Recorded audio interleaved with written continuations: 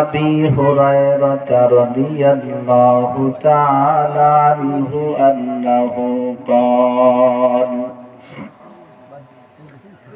قال رسول الله صلى الله عليه وسلم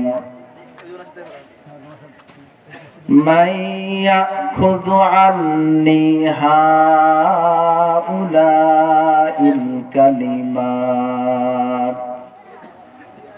فيعمل بهن أو يعلم من يعمل بهن.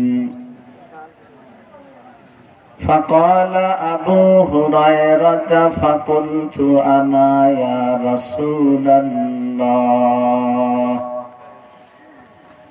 قال فأخذ بيدي فعد 5 وقال اتق المحارم تكن أعبد الناس وارض بما قسم الله لك تكن أغنى الناس وأحسن إلى جارك تكن مؤمنا وأحب للناس ما تحب لنفسك تكن مسلما ولا تكثر الضحك فإن كثرة الضحك تميت القلب أو كما قال عليه الصلاة والسلام. محبতের সাথে দুরূদ ইব্রাহিম একবার পড়ি সবাই। اللهم صل على محمد وعلى آل محمد كما صليت على إبراهيم وعلى آل إبراهيم إنك حميد مجيد. اللهم بارك على محمد وعلى آل محمد كما باركت على إبراهيم وعلى آل إبراهيم إنك حميد مجيد. আলহামদুলিল্লাহ। আল্লাহ পাক রব্বুল আলামিনের বড় মেহেরবানি যে মালিক দয়া করে মায়া করে ভালোবেসে তেলিগাতি উত্তরপাড়া জামে মসজিদের উদ্যোগে আজকের এই ষষ্ঠ বার্ষিক ওয়াজ ও দোয়ার মাহফিলের ইন্তজাম করার এবং সেখানে আমাদেরকে আসার বসার এবং আল্লাহ পাকের সন্তুষ্টির জন্য কিছু কথা বলা ও শোনার তৌফিক দান করেছেন। এজন্য আমরা সকলে আল্লাহ পাকের দরবারে শুকরগুজার হই, কালিমাতুশ শুকর পড়ি, জবান খুলে সকলে বলি আলহামদুলিল্লাহ। হযরত উলামায়ে কেরাম আপনাদের সামনে অত্যন্ত গুরুত্বপূর্ণ আলোচনা পেশ করেছেন এবং আমার পরও আজকের মাহফিলের প্রধান অতিথি জনাব হাফেজ মাওলানা মুফতি মোস্তফা কাসেমি সাহেব দামাত বারাকাতুহুম, তিনিও কথা বলবেন। আর সভাপতি সাহেবের কথা কি হয়ে গেছে? না, হয়নি। সভাপতি সাহেব তারপরে কথা বলে হয়তো দোয়া করবেন। আমার আগেও মুরব্বীরা কথা বলছে, নাসির সাহেব হুজুর বাদ মাগরিব কথা বলেছেন, খুব মহব্বত করেন, অনেক মহব্বতের আমি ওনার মাদ্রাসায় 3-4 বছর ওয়াজ করি।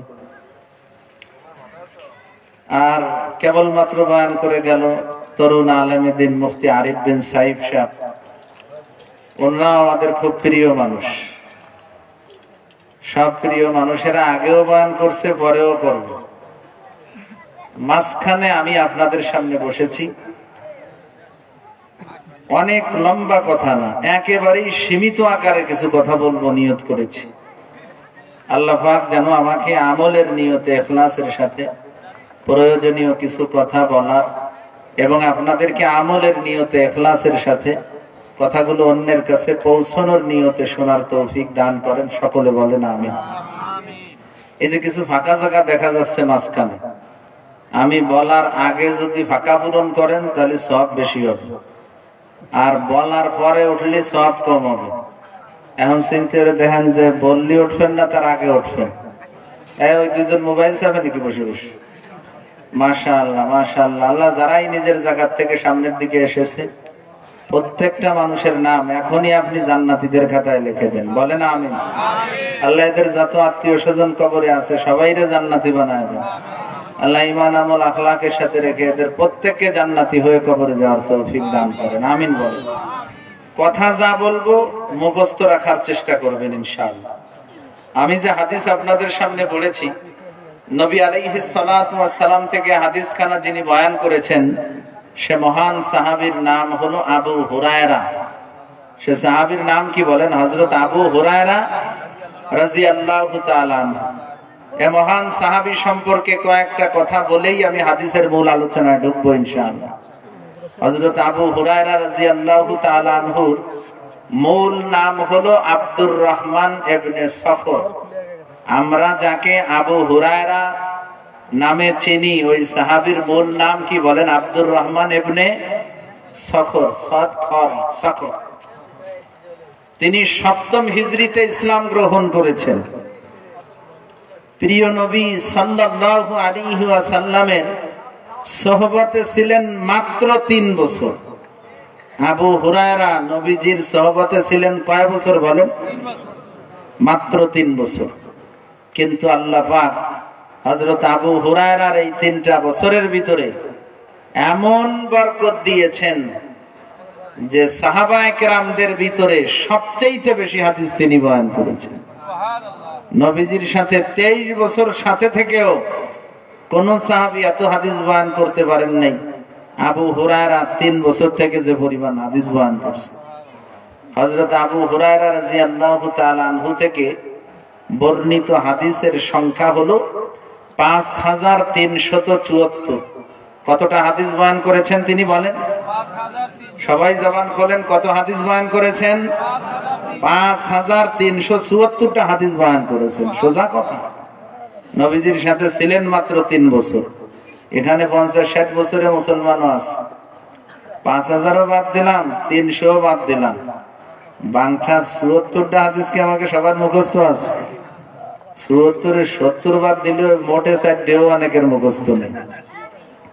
কিন্তু মুসলমান নসিব খারাপ হলে যা হয়, এমন বহু মুসলমান সমাজের ভিতরে আছে যারা 10-20টা গান মুখস্থ আছে না বলেন? 10টা 15টা 20টা গান মুখস্থ গাইতে পারে, কিন্তু নবীজির একটা হাদিস মুখস্থ করতে পারে। আফসোস। তো হযরত আবু হুরায়রা মাত্র 3 বছর নবীজির সাথে থেকে সবচেয়ে বেশি হাদিস বয়ান করছেন। কতগুলো বয়ান করছেন বলেন তো? 5374। হ্যাঁ, সেখান থেকে আমি একটা হাদিস আপনাদের সামনে বলছি। এত অল্প সময়ে তিনি সবচাইতে বেশি হাদিস বয়ান করলেন কিভাবে? যতগুলো কারণ আছে তার ভিতরে অন্যতম কারণ হলো হযরত আবু হুরায়রা হাজারো কষ্ট করেছেন, কিন্তু আমার নবীজির মজলিস ছেড়ে কোথাও যান নাই। হযরত আবু হুরায়রা বলেন, ক্ষুধার যন্ত্রণা সহ্য করতে না পেরে মাঝে মাঝে আমি বেহুশ হয়ে পড়ে যেতাম। লোকেরা মনে করত আমার মনে হয় মির্গি রোগ আছে। ওই জামানায় মির্গি রোগের চিকিৎসা করা হতো ঘাড়ে পাড়ায়া পাড়ায়া। লোকেরা আমাকে মির্গি রোগের রোগী মনে করে আমাকে সুস্থ করার জন্য আমার ঘাড়ে এসে পাড়াতো। ও দুনিয়ার মুসলমান, খোদার কসম করে বলি, আমি আবু হুরায়রার কোনো মির্গি রোগ ছিল না। মাঝে মাঝে যে আমি বেহুশ হয়ে পড়ে যেতাম, খোদার যন্ত্রণা সহ্য করতে না পেরে পড়ে যেতাম। একজন মানুষের কি পরিমাণ ক্ষুধা লাগলে অজ্ঞান হয়ে পড়ে যাইতে পারেন আপনি আন্দাজ করেন? ক্ষুধা তো জীবনে আমাদেরও লাগছে কম বেশি, কিন্তু কে কয়দিন অজ্ঞান হয়ে পড়ছে? আছেন কেউ যে 2-4-5 দিন অজ্ঞান হয়ে গেছেন? কি আছেন নি কেউ? কি পরিমাণ ক্ষুধা ওনার লাগলে উনি অজ্ঞান হয়ে যেতেন। বুখারী শরীফের রাওয়ায়াত, হযরত আবু হুরায়রা বলেন, একদিন আমার চরম পরম ক্ষুধা লেগেছে। ক্ষুধার যন্ত্রণা সহ্য করতে পারি না, আবার কাউকে যে বলবো আমাকে কিছু খাবার দেন, লজ্জায় তাও বলি না। আমি চিন্তা করলাম নামাজের পরে নবীজি এবং সাহাবায়ে কেরাম যে পথ দিয়ে যাবেন, আমি ওই পথের কাছে দাঁড়াবো। যদি কারোর আমার উপরে নজর পড়ে আর তিনি তার বাড়ির মেহমান আমাকে বানান, তাহলে হয়তো কিছু খাবারের ব্যবস্থা হবে। হযরত আবু হুরায়রা বলেন, নামাজের পরে আমি ওই পথের কাছে দাঁড়িয়ে আছি।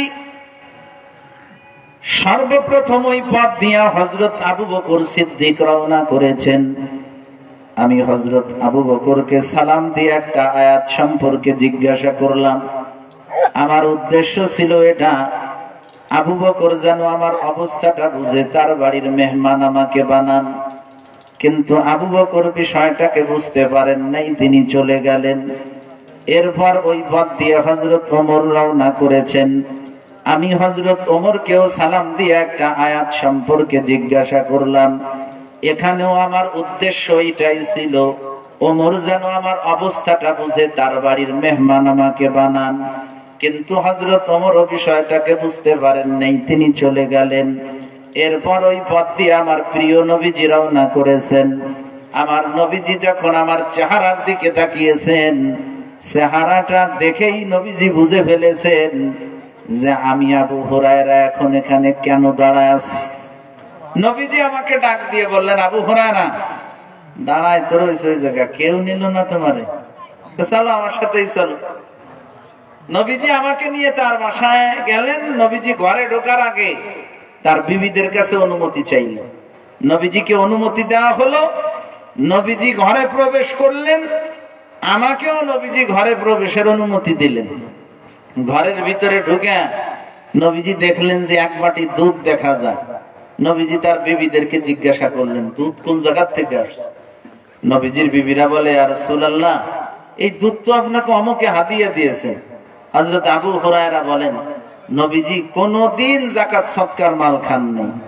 যাকাত সদকা যদি নবীজির কাছে আসতো, নবীজি তা গরিব, এতিম, মিসকিন, অসহায়, যাকাত সদকার হকদার যারা তাদেরকে দিয়ে দিতেন।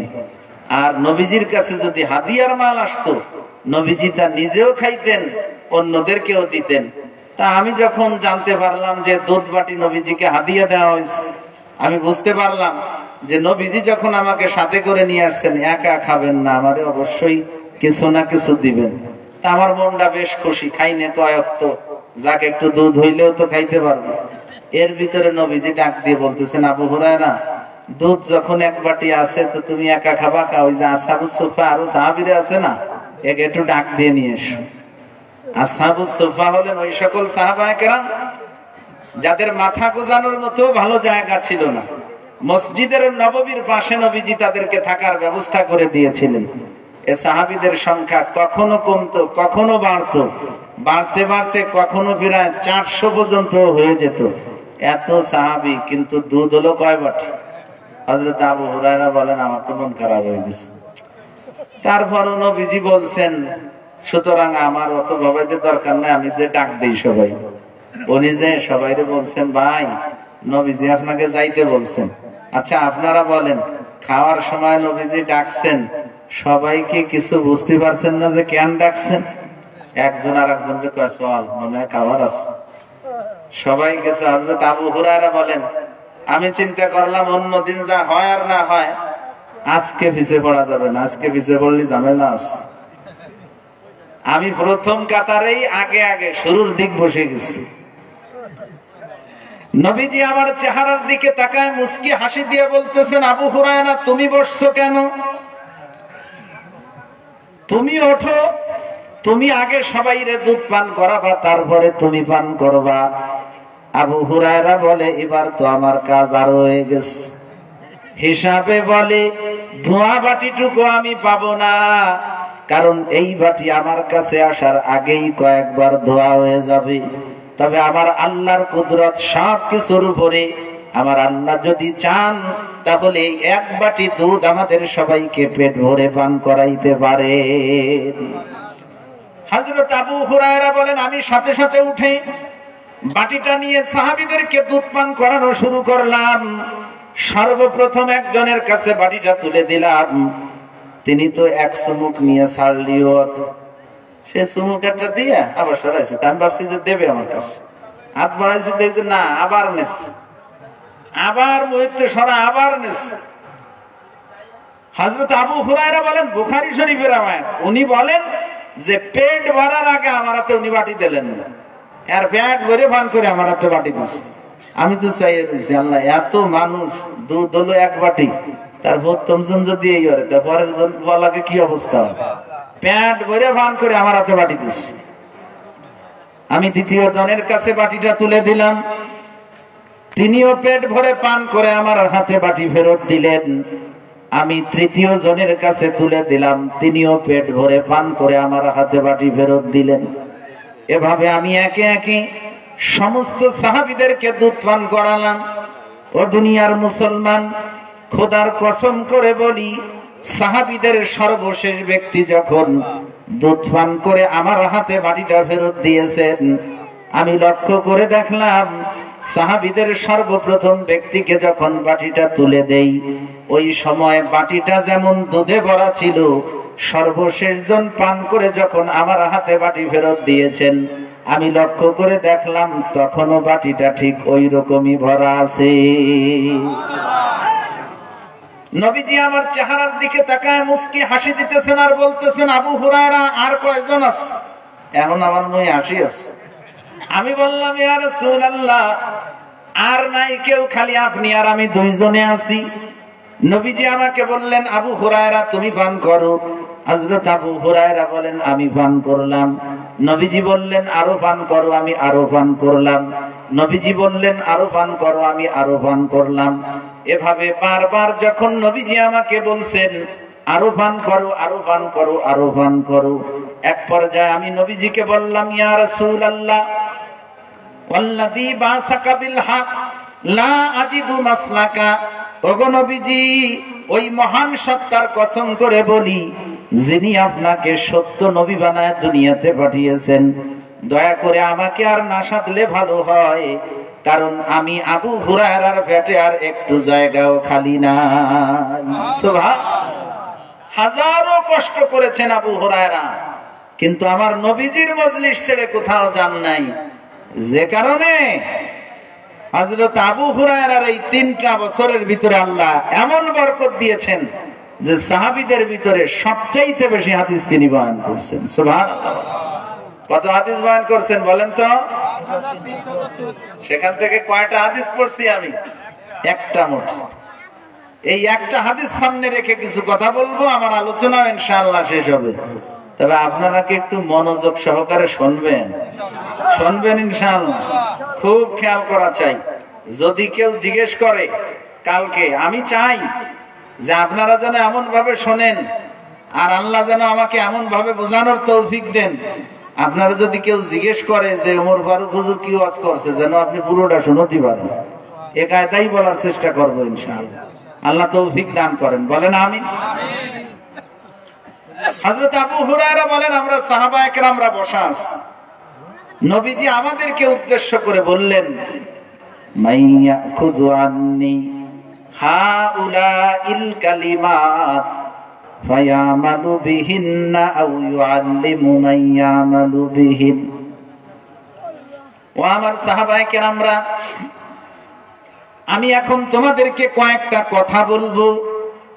তোমাদের ভিতরে এমন কে আছো যে নিজে ওই কথাগুলোর উপরে আমল করবে এবং কথাগুলো অন্যের কাছে পৌঁছায়ও দিবে? 2টা কাজ করা লাগবে, আমল করা লাগবে, আর কথাগুলো কি করতে হবে? অন্যের কাছে পৌঁছায় দিতে হবে। হযরত আবু হুরায়রা বলেন, তুই আর তো সব সাহাবী, কিন্তু সবার আগে আমি হাত কানা উঁচু করে বললাম, আনা ইয়া রাসূলুল্লাহ, নবীজি আমি রেডি আছি, আপনি যা কবেন আমি আমলও করব, অন্যের কাছে পৌঁছায়ও দিব। ফাআখাযা বিয়াদি ফাআদ্দা খামসান ওয়া ক্বাল, নবীজির সাথে সাথে আমার হাতখানা ধরে গুনে গুনে নবীজি আমাকে 5টা নসিহত করলেন। কয়টা? জোরে বল। মুসলমান, নবীজি তার সাহাবীদের মজলিসে যে কথা বলেছিলেন, আমিও আপনাদেরকে ওই কথাটা বলতে চাই। নবীজি আবু হুরায়রার হাতখানা ধরে যে 5টা নসিহত করেছিলেন, এই মজলিসের ভিতরে এমন কে কে আছেন যে নিজে ওই কথা 5টার উপরে আমল করবেন আর কথা 5টা অন্যের কাছে পৌঁছায় দিবেন? এমন কে কে আছেন দেখি? মাশাআল্লাহ, নারায়ে তাকবীর। আল্লাহ আপনি আমাদের সবাইকে তৌফিক দান করেন, বলেন আমিন। হাত নামান। আচ্ছা, যদি আমল করতে হয় আর অন্যের কাছে পৌঁছাইতে হয়, তাহলে কথাগুলো মনে রাখা লাগবে না? দেখেন, স্কুল কলেজ মাদ্রাসা মক্তব সব জায়গা কিন্তু পড়া নেয় আর পড়া দেয়। খালি এই ওয়াজের মাঠ, এই জায়গা খালি পড়া নেয়, পড়া হুজুরা দেয়, কেউ নেয় না কোনো সময়।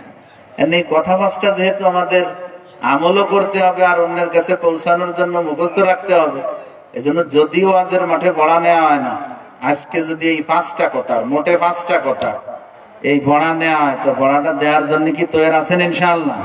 কে কে তৈরি আছেন দেখি? মাশাআল্লাহ। আল্লাহ আপনি আমাদের সবাইকে তৌফিক দান করেন, বলেন আমিন। হাত নামান। তাহলে পড়া যদি দিতে হয়, খেয়ালের না শুনলে পড়া দেওয়া যাবে? এজন্য মনোযোগ কিন্তু নষ্ট করা যাবে না, একভাবে মনোযোগের সাথে শুনতে হবে ইনশাআল্লাহ।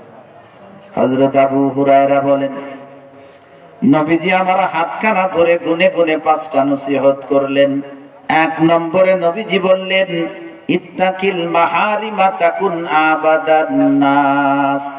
আবু হুরায়রা, হারাম থেকে বেঁচে থাকবা, তাহলে তুমি সবচাইতে বড় ইবাদতকারী হইতে পারবা। 1 নম্বরে কিসের থেকে বাঁচতে হবে? জোরে বলেন, কিসের থেকে বাঁচতে হবে? আরো জোরে বলেন, কিসের থেকে? হারাম থেকে। সুদ খাওয়া কি হারাম না মাকরু? চিনতে দেন, মাকরু টাকরু না তো?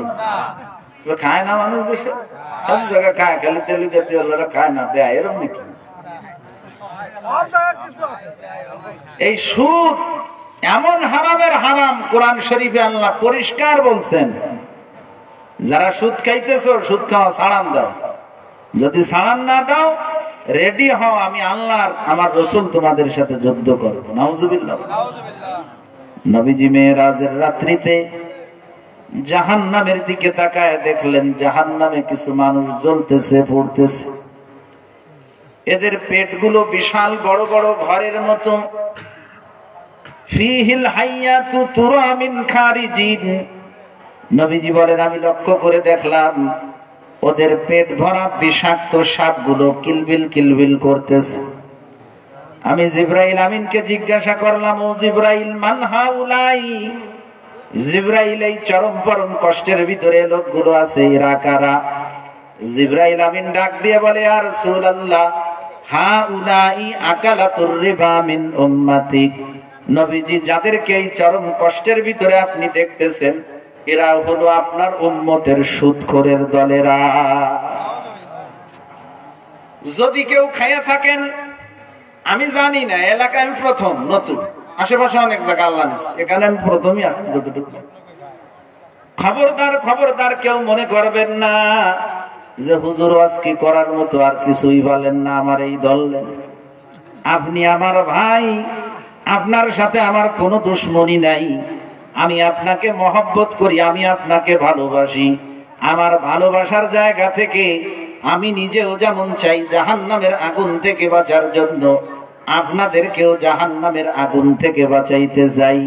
পরের দুনিয়া সুন্দর করার জন্য নিজের আখিরাতটাকে নষ্ট করেন না। ওয়াজ নসিহত শেষে আল্লাহ যদি চান বাড়িতে যে ঘুমাবেন, ওই ঘুমও আপনার জীবনের শেষ ঘুম হয়ে যেতে পারে। আপনি হারাম ভাবে যদি মাল সম্পদ ইনকাম করেন, মরে যাবেন আপনি, কবরে চলে যাবেন আপনি। টাকা পয়সা দুনিয়ায় যারা থাকবে ওরা ভোগ করবে, কিন্তু কবরের আযাবটা আপনারই ভোগ করা লাগবে, কেউ কিন্তু ওই শাস্তি দিতে যাবে না। এজন্য যদি কেউ হারামের সাথে জড়িত থাকেন, ছেড়ে দেবেন। সুদের সাথে ঘুষের সাথে জড়িত থাকলে ছেড়ে দিবেন। জমির আইল ঠেলা কি কোন? হ্যাঁ না, আপনারা কথা কন না, মানে এটা ফরজ আছে কি? জাল দলিল করা কি জমি? আচ্ছা, বাপ জায়গা বেঁচে গেছিল, তো ওই সময় তো আমাদের জায়গা জমির দাম এত বেশি ছিল, অল্পই ছিল। বাপের মনও সাদা ছিল, যে লোকটা কিনছে তার মনও ফেরেশ ছিল। ও লেহে নিতে চাই নেই, বাপও লেহে দিই নেই। বাপ বলছে খাওয়া ওই জায়গা দিয়ে, এনে তো দলিল না দিয়ে বাপ মরে গেছে। ছেলেরা বাপরে ধন্যবাদ দেয়, আব্বা জায়গাটা না লিখে দিয়ে একেবারে বুদ্ধিমানের মতো কাজ করছে। তুমি যখন লিখে দাও নি, যতই কেস কাছারি করুক জায়গা আমাদের নিতে পারতেছে না। আচ্ছা বলেন, জানে সন্তানরা ওয়ারিসরা যে বাপ এই জায়গা বিক্রি করে টাকা খেয়ে গেছে, এরপরে ওই জায়গা আসল হকদারদের না দিয়ে নিজেরা আটকায় রাখা কি একটু জোরে কন? বোনের হকদারে মারিয়ে দেওয়া কি? যত রকমের হারাম আছে সব হারাম থেকে বিরত থাকবেন। 1 নম্বরে নবীজি বলেছেন, ইত্তাকিল মাহারিমা তাকুন আবাদান নাস। আবু হুরায়রা, হারাম থেকে দূরে থাকবা, তাহলে তুমি সবচাইতে বড় ইবাদতকারী হইতে পারবা। একটা কথা খুব ভালো করে বুঝেন, যারা হারাম ভাবে মাল সম্পদ ইনকাম করতেছে, এই মানুষগুলো যদি হালাল পথে হাঁটতো, যে পরিমাণ মালের মালিক ওরা হারাম ভাবে আসছে, ওই পরিমাণ মালের মালিক আল্লাহ এদেরকে হালাল ভাবে বানাতো। আচ্ছা বলেন, আমি ওমর ফারুক দুনিয়াতে কয় টাকার মালিক হব, এটার সিদ্ধান্ত কি আল্লাহ এখন নেবেন না আগে নেছেন? পৃথিবীর সৃষ্টির 50,000 বছর আগে আল্লাহ তাআলা সিদ্ধান্ত নিয়েছেন কে দুনিয়ায় কতটুকু মালের মালিক। দুনিয়া আসার পরে বান্দা যদি সবর করে আর হালাল পথে চলে, ওই পরিমাণ সম্পদের মালিক আল্লাহ তাকে হালাল ভাবে বানাবেন। আর যদি সবর না করে তাড়াতাড়ি মালের মালিক হওয়ার জন্য হারাম ধরে, তাও মালিক যে পরিমাণ সিদ্ধান্ত করছেন ওই পরিমাণ ছাড়াইতে পারবে না। একটা উদাহরণ দিলে বুঝবেন। হযরত আলী রাদিয়াল্লাহু তাআলা আনহু মরুভূমির ভিতর দিয়ে হেঁটে যাইতেছে, আসরের নামাজের সময় হয়েছে, তো উনি আসরের নামাজটা পড়বেন। তো এখন চিন্তা করছেন নামাজ পড়বো, তো এই ফেরানি যদি থুয়ে নামাজ পড়ি সওয়ারিটার হেঁটে চলে যাবে আর একজন লোকরে দেখে তারে বললেন, ভাই একটু এদিকে আসেন। আসছে, বলে আপনি একটু আমার সওয়ারিটা ধরে দাঁড়ান, আমি 4 রাকাত নামাজ পড়ি। ওই লোকের কাছে সওয়ারিটা দিয়া হযরত আলী রাদিয়াল্লাহু আনহু নামাজ পড়তে দাঁড়াইছেন। এখন নামাজ পড়ছেন, সালাম ফিরে দেন, জাগার সওয়ারি জায়গায় আছে, কিন্তু ওই লোকও নাই, আর ওই সওয়ারির মহিজাটা লাগাম লাগানো থাকে, ওই লাগামটাও নাই, ওটা খুলে নিয়ে ও লোক চলে গেছে, ভেঙে গেছে। এখন মরুভূমির ভিতর দিয়ে লাগাম ছাড়া চালানো তো কঠিন প্রাণীটাকে, এই জন্য ওরা আদর কদর করে খুঁজতেছেন যে দোকান কোন জায়গা পাওয়া যায়, একটা লাগাম কিনতে হবে। তো কিছু দূরে যায় একটা দোকান পাইছেন, তো দোকানে অনেক লাগাম ঝোলানো আছে, তো বললেন যে ওইটা দেন। তো ওটা ওনার দিছে, দেওয়ার পরে উনি হাতে নিয়ে দেখেন যে উনার সোয়ারিতে যে লাগাম লাগানো ছিল সেম ওইটাই হুবহু। মানুষের হাতের ব্যবহারের জিনিস মানুষ দেখলে টের পায় না। উনি দেখেন কি ব্যাপার, সোয়ারির হইতে আর এই জায়গায় এখন। তা উনি বললেন, ভাই এটা কয়টা নেবেন, এটা আমি নিতে চাই। দোকানদার বলে, হুজুর কেবল 1 লক্ষ 10 টাকা বেঁচে গেছে, আমি আপনার কাছ থেকে বেশি নেবো না, কারণ এত আর আমার বাজারে যে কিনা লাগে না, আর আমারটা হাওয়া আটকানো না, কেবল বেঁচে গেছে। যখন আপনি হুজুর মানুষ আইছেন, আমার ল্যাপটপ দেওয়া লাগবে না, 10 টাকাতে কিনছিলাম, ওই 10 টাকা দিয়েই আপনি নিয়ে যান। হযরত আলী রাদিয়াল্লাহু আনহু 10 টাকা দিয়ে ওই লাগামটাকে কিনছেন। কেনার পরে আপনারা দেখবেন, লক্ষ্য করে, অনেক সময় কিন্তু মানুষ একা একা কথা বলে না, একা একা অনেক কথা। তো ওই লাগামটা উনি হাতে নিয়ে ওই লোকরে উদ্দেশ্য করে বলতেছেন, ও ভাই একটু সবর করতে পারলে না, একটু ধৈর্য ধরতে পারলে না, আমি যখন নামাজে দাঁড়াবো তোমার হাতে সোয়ারিটা দিলাম, ওই সময় আমি নিয়ত করছিলাম যে সালাম ফিরে তোমারে 10 টাকা দেবো। তুমি যদি একটু ধৈর্য ধরে থাকতে, আমারে সালামটা ফিরানো পর্যন্ত ধৈর্য ধরে থাকতে, তো আমি 10 টাকা তোমারে দিতাম, হালাল ভাবে তুমি 10 টাকার মালিক হতে। কিন্তু তুমি সবর করো নেই, তাড়াতাড়ি টাকার মালিক হতে গেছো, হারাম পথ বেছে নিয়ে মালিক হয়েছো, তাও সেই 10 টাকা ছাড়াইতে পারো নাই। বুঝছেন কথা? দুনিয়ার বুকে যারা হারাম ভাবে মাল সম্পদ ইনকাম করতেছে, এই মানুষগুলো যদি হালাল পথ অবলম্বন করত, আমার আল্লাহ পাক তাকে হালাল ভাবে ওই পরিমাণ সম্পদের মালিক বানাতে। বহু মানুষ হালাল ভাবে হয় না টাকা পয়সার মালিক। আমি দাওয়াত তাবলীগের সফর করছি 1 লোকের সাথে, সাধারণ মানুষ, ঢাকার বাড্ডায় তার বাড়ি, 2015 সালে সফর করছি। ওই লোক সাথে, উনি আমির সাহেব ছিলেন জামাতা। তো উনি আমারে বলতেছেন, মুফতি সাহেব, আল্লাহ আমারে অনেক সম্পদ দিচ্ছেন, কিন্তু এক পয়সাও এর ভিতরে হারাম নাই, সব হালাল। বুয়ে জোরটা নিয়ে কইতে পারি, সরকারি চাকরি করছি কিন্তু কোনদিন হারামের ভিতরে হাত দেয়নি। সংসারে কষ্ট করে আমার সংসার চালানো লাগছে। আমি চাইলে রাতারাতি বড় লোক হতে পারতাম, এমন সরকারি চাকরি আমি করছি, কিন্তু কষ্ট করে চলছি। ঢাকার শহরে ছোট একটা বাসা ভাড়া নিয়ে থাকতাম। আমার বাসায় যখন ভাত রাঁধতো, পাশের বাসার মহিলারা এসে আমার বিবিরে বলতো, ভাবি ভাইজানরে একটু ভালো চাল কিনতে করতে পারেন না? তার মানে কি ওই কন্ট্রোল এইগুলো রাঁধতো, গন্ধ যায় না, ছড়া হয়ে গেল। বলে কষ্ট করছি জীবনে, কিন্তু হারাম ধরিনি, হালাল ভাবে ছোট্ট একটু ব্যবসা করতাম। আল্লাহ আমি ওই যে হারাম ভাবে ইনকাম করে যা করতাম, আমার এই ছোট ব্যবসার ভিতরে আল্লাহ সেই বরকত দিয়ে দিচ্ছে। এমন বরকত পাইছি। ওই সময় আমার সাথে যখন ওনার কথা, ঢাকার বাড্ডায় যে জায়গার এক কাঠা জায়গার দাম 1 কোটি টাকার উপর, সেই বড় এরিয়া নিয়ে ওনার ওই সময় 5 তলা বাড়ি, 2টে ছেলে 1টা মেয়ে, 2টা ছেলে আলেম, মেয়েটা মাদ্রাসায় পড়ে। বড় ছেলেটা কোরিয়ায় এক মসজিদের ইমাম ও খতিব। মসজিদ থেকে এর বাসায় যাওয়ার জন্য মসজিদ কর্তৃপক্ষ যে গাড়িটা দিছে, ওই গাড়িটার দামই হলো 2.5 কোটি টাকা। কয় কোটি টাকা? 2.5 কোটি টাকা। মানুষ যদি হালাল ভাবে অবলম্বন করে রাস্তা, যারা হারাম ভাবে ধরে ধরে বিভিন্ন প্রকারের মালিক হচ্ছে হারাম ভাবে, এরা হারাম ভাবে যে পরিমাণ মালের মালিক হয়েছে, ওই পরিমাণ মালের মালিক আল্লাহ হালাল ভাবে বানায়। এজন্য খবরদার, যদি কারোর হারামের সাথে সম্পৃক্ততা থাকে, আমি জানি না কারোর আছে নাকি, কিন্তু বড় মহব্বতের সাথে বলি, ছেড়ে দেন, ছেড়ে দেন।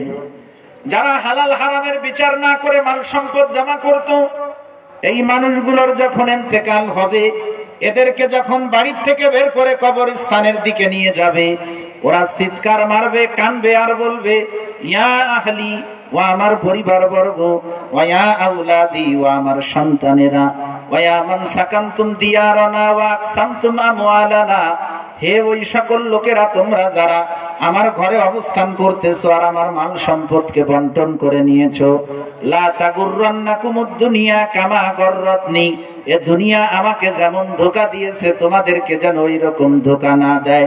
ফাইন্নি জামাতুল মালা মিন হালালি ওয়া হারাম, আমি তো হালাল হারামের বিচার না করে মাল সম্পদ জমা করেছিলাম। ফাল মালু লাকুম ওয়াল হিসাবু আলাইয়া, আজকে তো মালের মালিক তোমরা হয়ে গেলে, কিন্তু আল্লাহ পাকের কাছে হিসাবটা তো আমার দেওয়া লাগবে। আপনার হিসাব আর একজন দিতে যাবে না। এজন্য যদি কোনো হারামের সাথে সম্পৃক্ত থাকেন, ছেড়ে দেন। নবীজি 1 নম্বরে বললেন, ইত্তাকিল মাহারিমা তাকুন আবাদান নাস। আবু হুরায়রা, হারাম থেকে বেঁচে থাকবা, তাহলে তুমি সবচাইতে বড় ইবাদতকারী হইতে পারবা। 2 নম্বরে, ওয়ারদা বিমা কসামাল্লাহু লাকা তাকুন আগনান নাস। আবু হুরায়রা, আল্লাহ তোমার ভাগ্যে যা দিয়েছেন, তোমাকে আল্লাহ যে অবস্থায় রেখেছেন, সেই অবস্থায় আল্লাহর উপরে খুশি থাকবা, তাহলে তুমি লোকদের ভিতরে অন্তরের দিক দিয়ে সবচাইতে বড় ধনী হয়ে যাইতে পারবা। 2 নম্বর হলো, আল্লাহ আমারে যে অবস্থায় রাখে, সেই অবস্থায় আল্লাহর উপরে কি থাকতে হবে বলেন? কথা কন না কেন? রাজি ও খুশি থাকতে হবে যেভাবে আল্লাহ রাখেন। আল্লাহ যদি ধনী বানান তাও খুশি, যদি গরিব বানান তাও খুশি। আল্লাহ যদি সুস্থ রাখেন তাও খুশি, যদি আল্লাহ অসুস্থ বানান তাও খুশি। আল্লাহ যদি পেরেশানি মুক্ত রাখেন তাও আল্লাহর উপরে খুশি, আল্লাহ যদি পেরেশানি দেন তাও আল্লাহর উপরে খুশি। যে অবস্থায় আল্লাহ আমার জীবনটা চালাবেন, ওই অবস্থায় আমার আল্লাহর উপরে আমাকে খুশি থাকতে হবে। এর জন্য জরুরি হলো, দুনিয়ার লাইনে যারা আমার চাইতে উপরে আছে, এদের দিকে তাকাবো না। যদি এদের দিকে তাকাই, আমি কিন্তু আল্লাহর শুকর আদায় করতে পারবো না। একজন টিনের ঘরওয়ালা যদি বিল্ডিং ওয়ালার দিকে তাকায়, সে আল্লাহর শুকর আদায় করতে পারবে না। সে বলবে, আল্লাহ, স্মার্ট বাংলাদেশ শেষ হয়ে